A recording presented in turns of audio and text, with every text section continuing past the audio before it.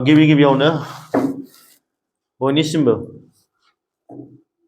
आंनि अननाय आरो सिबिनायखौ बावहरनाय थाबाय।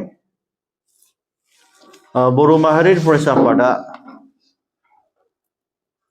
चिरां जिल्ला बर' माहारियारि फरायसा आफाद डिस्ट्रिक्ट कमिटिनि जि दाफुंनाय जि मेल, बे मेल हाबाफारिखौ दिनै काजलगावआव दाफुंनाय जाबाय। आरो बेजों लोगोसे आङो प्रेस मिटनि गेजेरजोंनो बयनिसिमबो बर' माहारियारि फरायसा आफादनि जानानै दिनैनि जि चिरां जिल्लानि बर' माहारियारि फरायसा आफादनि गोदानै बिबान मोननाय, दा बे बिबान मोननायखौ आं फारिलाइयै नोंथांमोननिसिम मिथिसार होनो आखायाव लादों।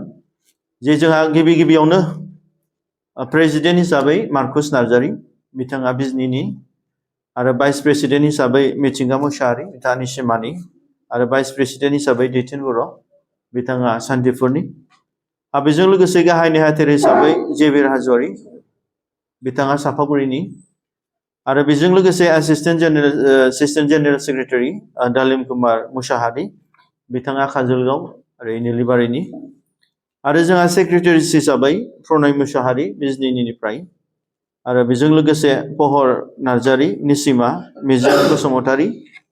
ओमफ्राय बेजों लोगोसे जोंहा स्पिकार हिसाबै दानसोरां इस्लारि, बिथाङा बेंटलनिफ्राय,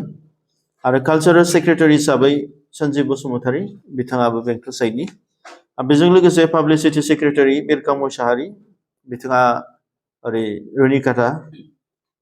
आरो जोंहा एजुकेसन सेक्रेटारि हिसाबै दैथुन बरगयारि, बिथाङाबो ओरै कासिक'त्रानि, आरो जोंहा एजुकेसन सेक्रेटारि हिसाबै दैथुन बरगयारि, बिथाङाबो निसिमानि, आरो games and sports secretary Gala Basumatary, social service secretary Daithun Narzary, literary secretary Prabal Mushahary, debate and symposium secretary Rigben Chris Bargayary, आरो ट्रेजारार हिसाबै जोंहा खोमथा गोरा बसुमतारी, बेजों लोगोसे assistant cultural secretary Jatin Brahma, assistant publicity secretary Bharat Basumatary, assistant games and sports secretary Rajesh Narzary, बेजों लोगोसे जोंहा अर्गानाइजिं सेक्रेटारि हिसाबै अर्जुन बसुमतारी, सन्जय बसुमतारी। दा बेनि गेजेरावहाय जोंहा जोंनि दिनैनि बे गोदान बर' माहारियारि फरायसा आफाद चिरां जिल्ला कमिटिनि बेखौ जों दाफुंसार बानायनो हाबाय। बेजों लोगोसे दिनै बिथांमोना फैगौ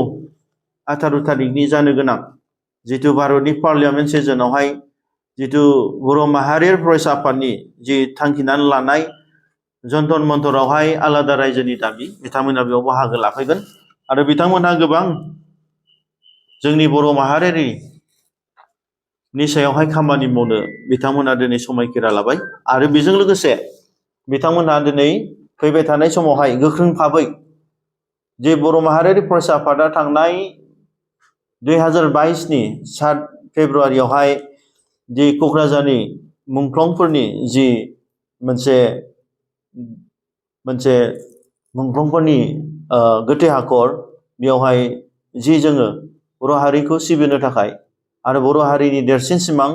आलादा रायजो बड'लेण्ड सेपारेट स्टेटखौ जाफुंसारहोनो थाखाय जि जों समायखिरा लानानै बिथांमोनखौ मान बावनानै बिथांमोनखौ धुप धुना